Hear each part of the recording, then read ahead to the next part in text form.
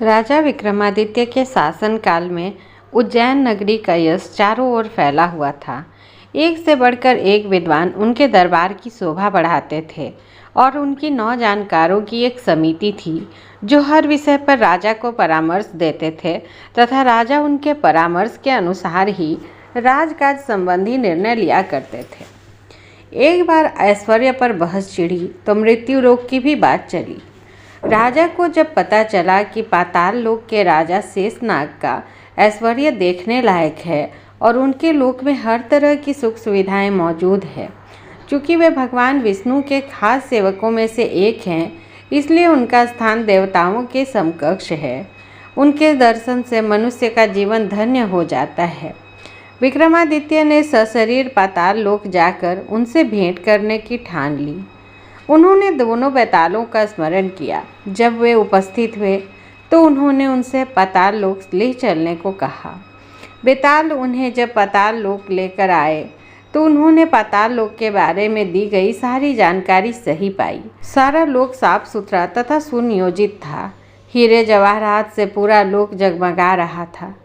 जब शेषनाग को खबर मिली कि मृत्यु लोक से कोई सशरीर आया है तो वे उनसे मिलने आए।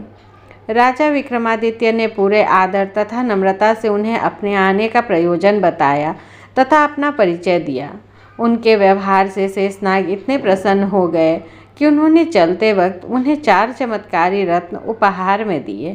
पहले रत्न से मुँह मांगा धन प्राप्त किया जा सकता था। दूसरा रत्न मांगने पर हर तरह के वस्त्र तथा आभूषण दे सकता था। तीसरे रत्न से हर तरह के रथ, अश्व तथा पालकी की प्राप्ति हो सकती थी। चौथा रत्न धर्म, कार्य तथा यश की प्राप्ति करा सकता था। काली द्वारा प्रदत्त दोनों बेताल स्मरण करने पर उपस्थित हुए तथा विक्रम को उनके नगर की सीमा पर पहुंचाकर अदृश्य हो गए। चारों रत्न लेकर अपने नगर में प्रविष्ट हुए ही थे कि उनका अभिवादन एक परिचित ब्राह्मण ने किया।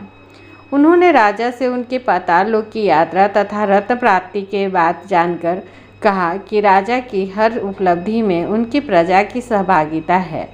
राजा विक्रमादित्य ने उसका अभिप्राय समझकर उनसे अपनी इच्छा से एक रत्न ले लेने को कहा। ब्राह्मण असमंजस में पड़ गया और बोला कि अपने परिवार के हर सदस्य से विमर्श करने के बाद ही कोई फैसला लेगा। जब वह घर पहुंचा और अपनी पत्नी, बेटे तथा बेटी को सारी बात बताई तो तीनों ने 3 अलग अलग तरह के रत्नों में अपनी रुचि जताई। ब्राह्मण फिर भी किसी निष्कर्ष पर नहीं पहुंच सका और इसी मानसिक दशा में राजा के पास पहुंच गया। विक्रम ने हंसकर उसे चारों के चारों रत्न उपहार में दे दिए।